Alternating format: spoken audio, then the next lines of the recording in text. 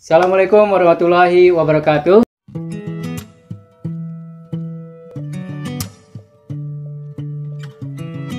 Di podcast kita kedatangan narasumber yang luar biasa yaitu Bang Denny Melizon, yang mana insya Allah Abang nih orang yang keren banget di Pasar Barat ya Bang ya. Karena dia apa aja bisa itu. Nah malah saya punya pertanyaan, sebenarnya Abang ini profesinya apa gitu sebenarnya gitu.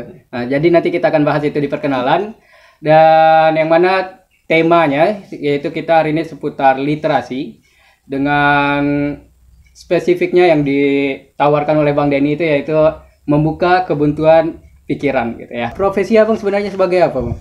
Waduh, langsung ke situ. Iya, nggak apa-apa gitu kan, kita buka dulu. Profesi sebenarnya nih. Nah, Jadi kepada seluruh penonton channel YouTube Podcast Q ya. Podcast Q. Podcast Q. Ya, jangan lupa nanti subscribe ya. Iya. Like dan Subscribe share video juga Denny Melizon. Ya. Oh ya nanti. Iya. Saya juga punya channel YouTube. Dan kayaknya semua orang kayaknya punya channel YouTube. Iya, sekarang. udah jadi makanan sehari-harian Bang. Iya. Nggak apa-apa, bagus. Jadi kreatif. Jadi tadi ke profesi saya ya. Profesi resmi saya itu aparatur sipil negara. Aparatur sipil negara. PNS. Tapi Itu yang resminya. iya, itu yang resminya. Yang resmi. Tapi profesi saya lainnya juga penulis. Oke, ada penulis. ASN lalu penulis. Ya, penulis itu sih itu aja lah. Oke. Tapi intinya sebenarnya saya apa yang bisa saya lakukan, saya punya prinsip apa yang bisa saya kerjakan, saya mampu lakukan, dan saya paham apa yang akan saya lakukan itu saya akan kerjakan. Oke. Karena terlalu pendek hidup ini kalau kesempatan peluang itu kita sia-siakan. Iya. Nah, nanti Fokus ke kalau karir sudah doang. meninggal nanti kita nggak bisa melakukan apa-apa lagi. Kalau sudah meninggal. Iya, iyalah. Gitu maksudnya. Merata. Nanti kita bahas lah nanti gimana apanya gitu. Saya seperti itu. Oke. Nah, Jadi ya ini Bang Denny ini masih rendah nih. Beliau bilang beliau seorang ASN dan juga penulis, tapi juga beliau juga penyanyi gitu yang emang penontonnya itu udah banyak, udah sampai 1000-an. Lalu ada penulis buku-buku, dan juga beliau sampaikan Abang juga pembaca buku dan kemarin gitu Bang ya. Nah, dan ditulis di situ gitu, dan ya emang pembaca buku itu suatu keistimewaan sebenarnya. Tambah lagi. Kita juga punya perusahaan. Ya bro. Oh iya itu. Iya. Perusahaan, tapi bukan saya yang mengelola karena sebagai ASN saya tidak boleh mengelola perusahaan. Dikelola oleh istri saya. Dan teman-teman saya. Oke. Ada teman-teman. Iya. Saya juga pedagang obat. Pedagang obat. Yang teriak-teriak Bang. Ya gitu lah. Obat-obat. Itulah tadi banyak. Nah, masih lanjut tentang perkenalan. Jadi sekarang Abang sebagai ASN tinggal Abang di mana Bang? Rumahnya? Jadi begini Bu Ablan dan semuanya. Saya sebetulnya sebelum ke Pasaman Barat ini sudah kenal juga di sini dengan Bu Ablan itu. Saya kenal sejak dia jadi aktivis mahasiswa. Saya kebetulan di Padang. Di Padang selama lebih 15 tahun ya. 15 tahun bekerja di pemerintah provinsi. Dan setahun ini saya pindah ke Kabupaten Pasaman Barat. Di sebuah kantor instansi. Saya ASN setahun di sini, dan insya Allah rencana sih akan menetap di sini sih. Iya. Karena saya lihat si Pasaman Barat ini makin menarik gitu. Iya, insya Allah. Makin menarik dan banyak peluang ini Abdan. Menariknya di bidang apa? Banyak sih. Banyak menariknya, dan sayang sekali gitu kalau kita nggak ikut gitu. Iya. Kalau kita nggak ikut gitu. Banyak sekali yang saya lihat di sini yang perlu di Pasaman Barat ini ya. Betul nih Pasaman Barat ini apa sih namanya nih? Istimewa. Gula-gula mungkin. Gula-gula yang menarik, banyak semut gitu. Iya. Banyak semut. Banyak hal yang bisa kita lakukan di sini. Banyak hal, tidak hanya berkutat di satu aja. Nah kebetulan kan saya kan pola pikir saya memang tidak fokus di satu kan. Cocok di sini. Cocok sekali. Dan yang terpenting di sini saya ya rasanya menemukan kebahagiaan. Apa sih yang paling penting selain kebahagiaan? Apa ya? Cuma itu kan. Iya. Tujuan kita cuma itu. Iya. Ya. Kebahagiaan ada pada keluarga gitu ya. Semuanya kan. Iya. Nah, itu. Jadi saya jadi ASN pertama memang untuk kebahagiaan itu. Sama dengan pekerjaan lain. Saya kalau melakukan pekerjaan itu memfokus, saya pelajari, saya fokus di situ. Iya. Saya fokus di situ dan apa namanya?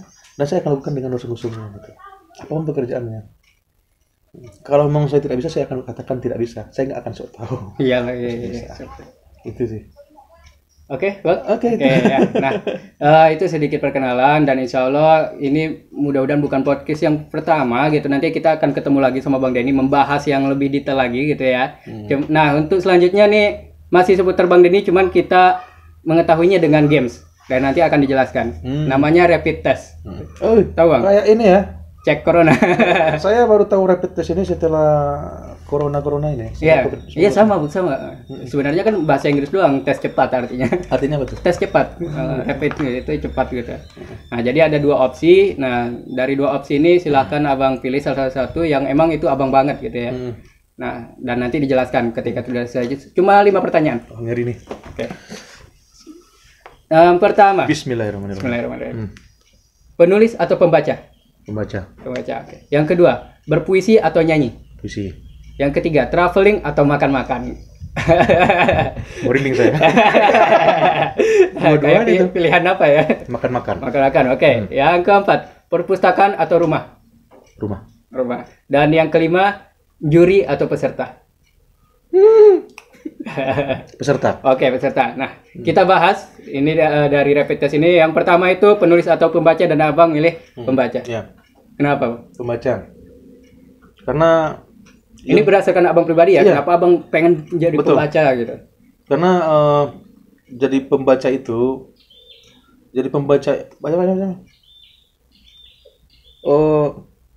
apa namanya? Saya sebenarnya dari dulu saya itu dibentuk sebagai pembaca gitu.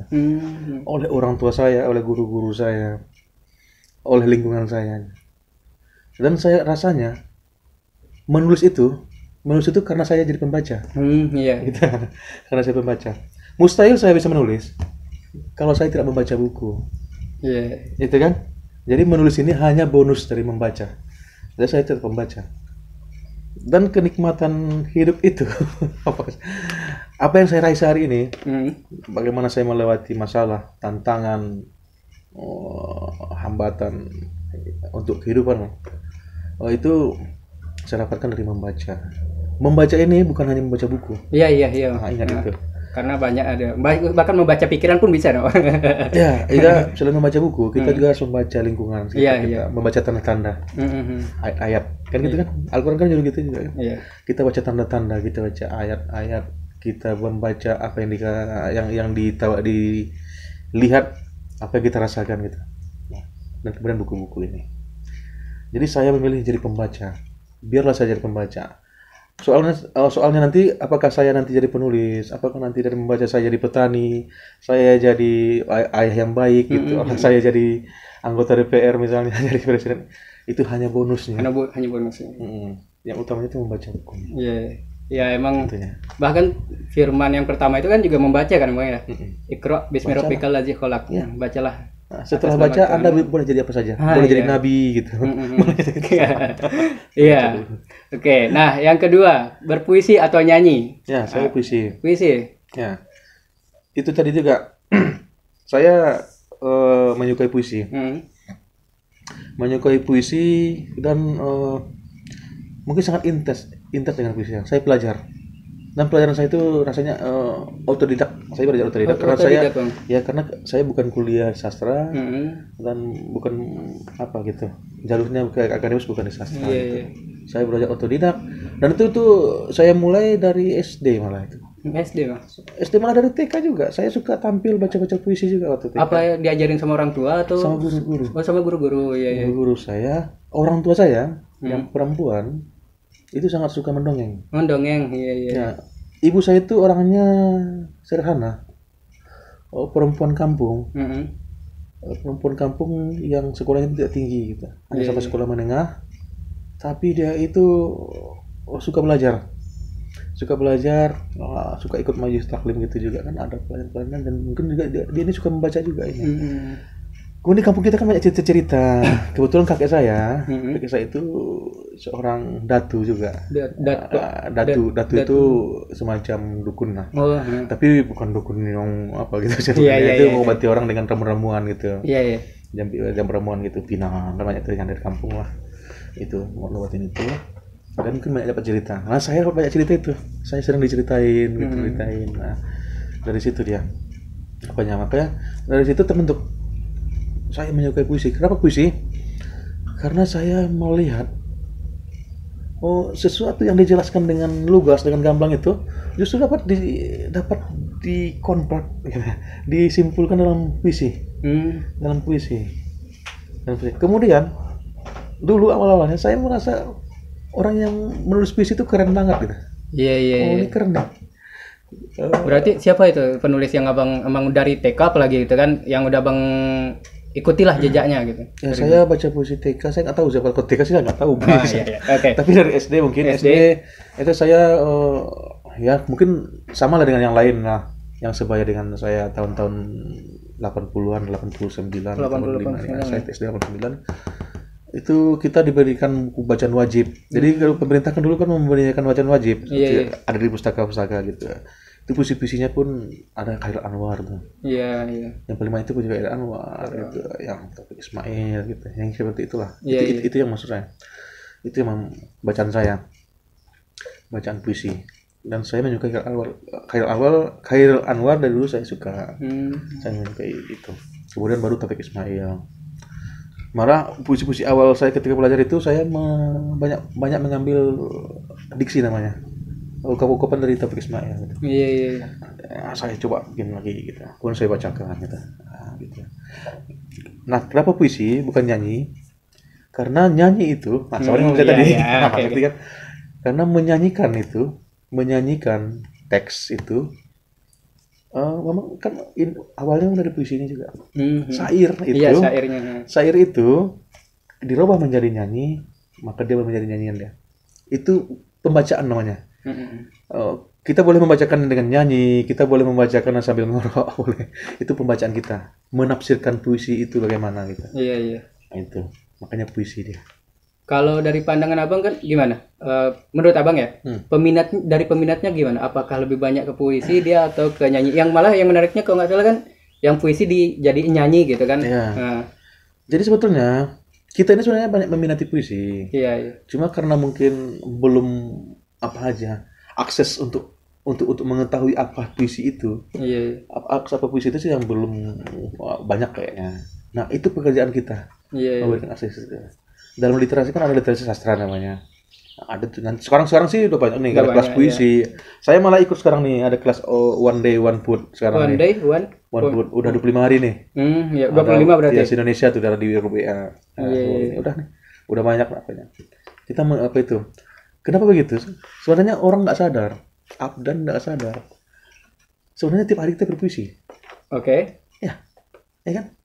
Coba ya. Kayak gimana? Abdan. Iya. Gitu iya. Iya kan? Iya. Itu sudah kita berpuisi. Cara kita berbicara itu berpuisi. Itu udah cuma nggak sadar aja gitu ya, Bang. Iya.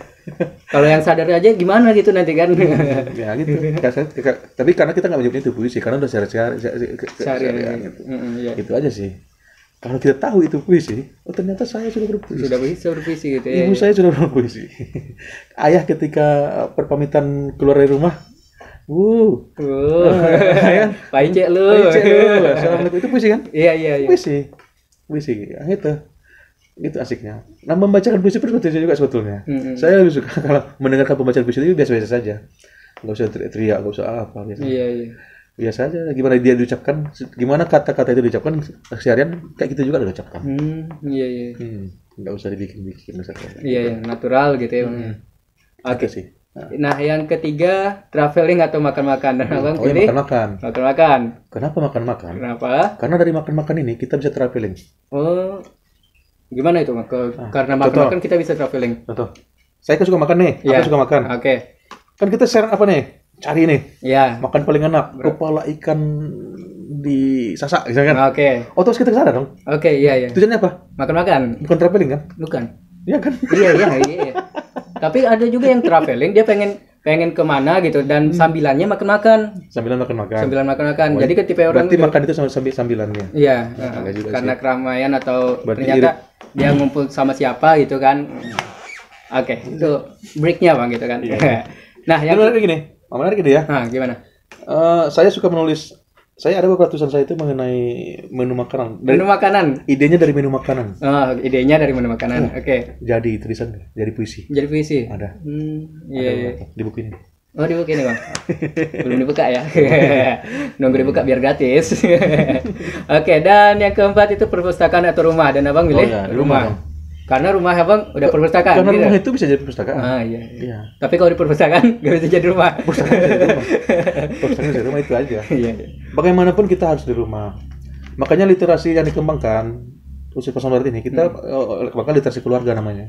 Yang kita kembangkan. Makanya Abang kan ke pustaka-pustaka nagari gitu, pustaka desa gitu. Gunanya untuk menghidupkan pustaka keluarga. Abang punya mimpi nih ya. Ini kita bisa Pasaman Barat ya. Mimpi. Kita sekarang kan kemungkinan ada 72 nagari nanti nih. 72. Iya kan? Iya. Persiapan yang kan baru pemetaan. 72 nagari persiapan. Ada 72 berarti artinya ada 72 pustaka nagari di Pasaman Barat. Iya. Ya kan? Seandainya dari satu nagari ini bisa membina 10 rumah di nagari itu, kita sudah punya 720 pustaka keluarga. Iya. Dari 720 pustaka ini kita sudah punya. Oh, udah jadi program ya Bang ya? Coba bayangkan itu dalam 10 tahun lagi. Bukan bisa rumah kita sudah bisa jadi pustaka. Iya. Ya kan? Sudah jadi apa namanya? Pusat kecerdasan. Pusat. Kita tidak mencari pusat kecerdasan ke sekolah lagi. Itu ya cari sih, tapi kita sudah punya. Ketika mereka pulang ada ke tempat zona kumpul, kecerdasan gitu di rumah kan. gitu. Mereka berkumpul cerdas, makan dengan cerdas, bercanda dengan cerdas, bobok dengan cerdas kita. Iya kan itu. Iya. Nah, itu. Ya itu program bagus itu sebenarnya, apalagi kan yang barusan Sasa kan ya Bang, Nagari dia juara ya Bang ya kemarin. Dengan apanya dia berlatar wisata kan ya. Pustaka daerah ya juara. Dan mungkin sebagaimana Abdan tahu juga Abang.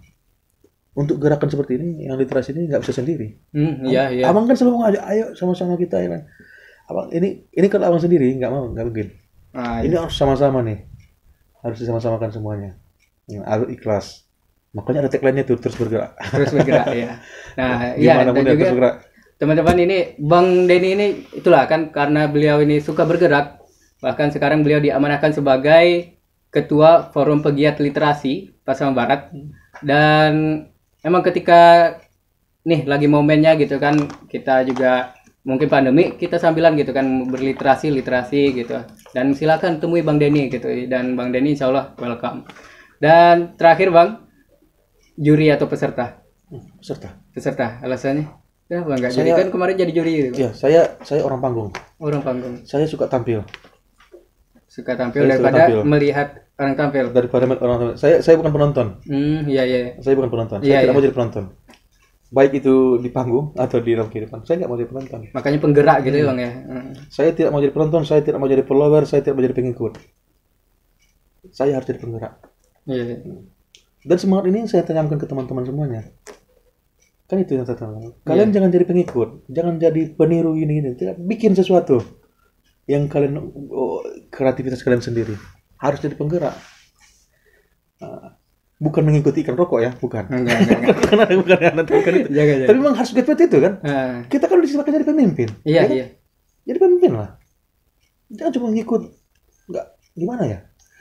Abang paling nggak suka lihat anak muda itu mengikuti gitu. Ngikut. Apa sih mengikut begini, ikut ke sini.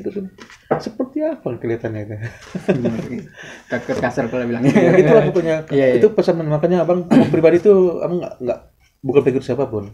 Abang nggak mengikuti siapapun. Abang bukan fans siapapun. Abang bukan fans siapapun. Abang itu bergerak. Nah itu kan. Jadi penggerak. Jadi inisiator gitu. Pendobrak lah kan. Pendobrak ya. Gitu. Semoga banyak yang seperti itu. Semoga banyak ya. Iya. Agar cepat kita jadi apanya nih? Majunya. Apalagi kalau pemuda-pemuda ya Bang ya, gitu kan, perwakilan daerah kayak abang-abang, ada Bang Surya. Ya Pak Mon walaupun udah tua tapi masih muda lah, dia menggerak terus soalnya di sosial kan. Dan orang-orang seperti itu, Iya. kan teman-teman itu semuanya, itu kan teman-teman kita semua tuh, itu nggak ada capeknya tuh, Iya. nggak ada capeknya. Tapi orang nggak tahu tuh mungkin, misalnya dia punya permasalahan dan segala macam itu kan orang nggak tahu. Iya. Itu kita sampingkan, kita udah terbiasa menyampingkan itu permasalahan kita sendiri. Yang kita pikirkan ini ada yang lebih besar lagi gitu. Yang kita masalah kita ini kecil ini. Iya. Ya, sekarang itu. Profesional juga gitu kan. Itu nanti dulu gitu kan. Oke. Nah, udah selesai tentang rapid test. Dan sebenarnya ada satu lagi Bang, cuman nanti di tengah sambil break dalam artian ya mecahin suasana. Oh iyalah. Nah, ada nyanyinya. nanti Bang, nanti Abdan kasih apanya. Nanti malah kisi-kisi pula yang sekarang. Oke, nah sekarang kita bahas tentang literasi gitu ya. Apalagi membuka kebuntuan pikiran yang emang sebenarnya bukan nggak mampu tapi sedang belajar juga. Jadi lewat podcast ini Abdan belajar ke Abang gitu kan tentang membuka kebuntuan pikiran. Ngomong-ngomong tentang literasi itu Bang, literasi itu apa sebenarnya? Ya, literasi itu membuka. Ya. Membuka. Itulah kita tidak usah bicara definisi secara apa ya. Tapi intinya literasi itu membuka, mencerahkan gitu, memberikan jalan gitu, memberikan jalan. Itu literasi. Itu. Ya. Makanya literasi itu ada 8. Ada 8. Indonesia itu ada 8 sebenarnya. Iya. Jadi bukan hanya menulis saja. Yang kita besar yang orang tahun dia nulis aja, berpuisi aja. Literasi itu namanya itu bidang sastra itu. Itu bidang literasi sastra. Membaca dan menulis itu sastra. Ada lagi banyak, ada literasi teknologi, literasi keuangan, literasi kesehatan, literasi ekonomi, macam ada 8. Ada 8 ya Bang ya. Intinya kita harus melek gitu. Kita harus paham gitu. Kalau di ekonomi itu kita jangan hanya jadi asal ngomong aja. Kalau kita memang bekerja di bidang ekonomi, kita pelajari dia dari A sampai Z mengenai ekonomi ini. Nah, katam kita mengenai itu. Kalau kita di sastra misalnya nulis, kita katam pula di situ. Gitu maksudnya. Paham ya? Literasi pertanian juga itu. Kalau di sini sekarang nih teman kita yang paling aktif ini ada Sulas Sky sekarang kan. Oh, Kak Sulas sekarang tuh pertanian nih. Oh iya, pertanian. Boleh tuh kapan-kapan nanti aja di pertanian. Mereka sudah punya apa tuh di Bunut. Di Bunut. Ada sawah percobaan. Pertanian juga itu juga pelajari. Ya. Asli pelajari, bukan hanya dicoba-coba gitu. Itu. Nah, itu yang literasinya. Dipelajari. Kalau misalnya di pertanian nih, biasanya mau nanam itu sampai panen itu 6 bulan gitu. Biasanya seperti itu. Biasanya ya. Ternyata di negara lain bisa 3 bulan gitu. Pelajari itu. Kok negara Indonesia kita enggak? Nah, gitu. Itu yang literasi. Membuka pikiran awalnya gitu ya, Bang ya. Itu salah satu-satunya membuka pikiran. Oh, biasanya kan kita didoktrin tuh. Di Pasaman Barat ini buah anggur nggak bisa ditanam. Nggak tumbuh itu. Dari dulu udah pernah coba nggak? Nggak tahu. Belum pernah coba tanam. Tapi kan kita walaupun kita nggak pernah coba, kita dengan bijaknya mengatakan ke orang di Pasaman Barat itu anggur nggak bisa tanam. Kalau kita nggak pernah coba kan? Nanam kan? Seperti itu. Iya. Nah itu. Nah, apalagi misalnya di ekonomi nih, di pekerjaan misalnya nih. Ini sering nih pekerjaan. Kita sering bertanya masalah pekerjaan kepada orang yang tidak pernah mengerjakan. Contoh nih, Abdan ingin berjualan es, ya kan? Lalu kemudian bertanyalah kepada seseorang. Tunggu dulu, seseorang bertanya kepada seseorang ini. Oh gimana ya prospeknya berjualan es nih? Orang ini dia akan menjawab itu. Oh jangan, itu gini. Intinya dia supaya jangan Abdan membatalkan rencana Abdan itu. Padahal dia sendiri tidak pernah berjualan es. Iya. Jadi di mana literasinya? Abdan harus bertanya kepada ahlinya. Bertanya kepada ahlinya. Bertanya kepada penjual es yang pernah jualan. Iya, yang emang jualan, pernah jualan juga gitu. Sukses gitu kan. Jangan bertanya kepada orang yang nggak tahu. Paham seperti itu? Kita kan mau diajarkan ke situ kan, bertanya pada ahlinya. Tempatkanlah yang ahlinya gitu ya. Gitu kan. Pada tempatnya, baru pas gitu. Iya. Gitu. Itu kira-kira tuh literasi itu. Nah, kenapa dia memang literasi ini kaitannya ke buku? Ke buku bahan referensi. Karena dia kan literatur lah dia. Bahan literatur. Jadi bahan literasi namanya literatur. Literatur. Abdan belajar itu. Cuma bahasa Inggris. Ribet gitu ya. Literatur ini nggak buku aja, banyak yang lain. Kenapa? Kita harus cari ke sumber. Harus ada sumbernya. Kita ngomong ini sumbernya ada gitu. Iya. Enggak asal ngomong, enggak menerawang, itu penerawangan gitu. Termasuk buku itu ahlinya juga gitu ya, Bang. Itu kan ditulis ahli gitu kan ya. Jadi harus ada dasarnya. Iya. Harus dasarnya. Kalau kita semuanya bisa melek literasi, yakinlah hoax itu akan hilangin. Iya. hilang. Ya kan? Kenapa sekarang hoax baca?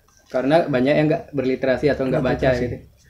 Jadi orang-orang menganggap apa yang disebarkan, apa yang dibaca itu sudah benar. Padahal yang disampaikan ini adalah hoax. Hoax juga hoax gitu, yang nggak ada dasarnya gitu, nggak ada sumbernya gitu. Ya mudah-mudahan minat baca di Indonesia makin meningkat. Walaupun minat bacanya sebenarnya paling tingginya minat baca WA.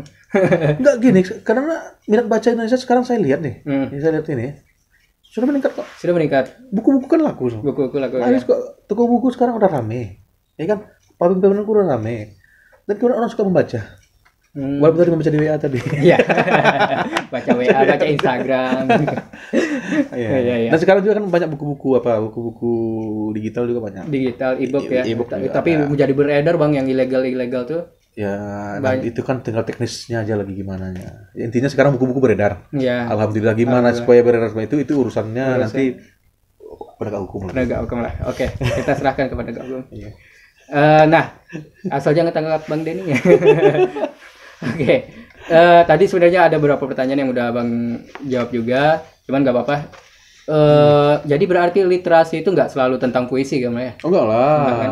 Itu hanya untuk puisi itu hanya untuk bagaimana menarik orang untuk membaca. Iya. Jadi itu sekarang mungkin banyak yang terbalik. Kita harus sering diskusikan nih. Kok sekarang terbalik ya? Puisi itu literasi gitu. Menulis itu literasi, bukan seperti itu tadi. Di awal tadi abang sudah jelaskan tadi. Membaca itu adalah induknya gitu, intinya. Jadi bonusnya adalah menulis. Jadi penyanyi, ini gitu, jadi ini. Jadi boleh kamu jadi presiden tapi presiden yang membaca, boleh jadi guru yang membaca, ya kan? Ibu rumah tangga yang membaca, tukang sayur yang membaca gitu, ya kan? Membaca ini apanya? Jadi puisi itu salah satu, puisi itu adalah bonus, menarik orang supaya menyukai membaca buku. Gimana sih supaya pandai membaca, nulis puisi gitu? Oh, penyair nanti kan datang dan saya suka membaca buku ini gini. Iya. Saya mau jadi penyair, banyak baca buku kayak gitu. Gimana sih caranya jadi guru yang baik? Saya banyak baca buku gini. Nah, gitu. Itu cara menjelaskannya. Bukan karena saya banyak duit gitu, bukan. Iya. Gimana karena saya punya duit, punya tanah sekian, bukan. Tapi saya suka membaca buku, itu yang dijelaskan. Iya, apalagi ke anak-anak emang. Iya. Oke, nah selanjutnya Bang, usia berapa harusnya mulai membaca? Usia? Sebetulnya dari usia 4 tahun. Usia 4 tahun? Iya, usia dini. Usia dini itu udah bisa. Tapi tergantung bacaannya. Itu tidak sama ya. Nggak sama bacaan umur 4 tahun, umur 3 tahun, 4 tahun nggak sama.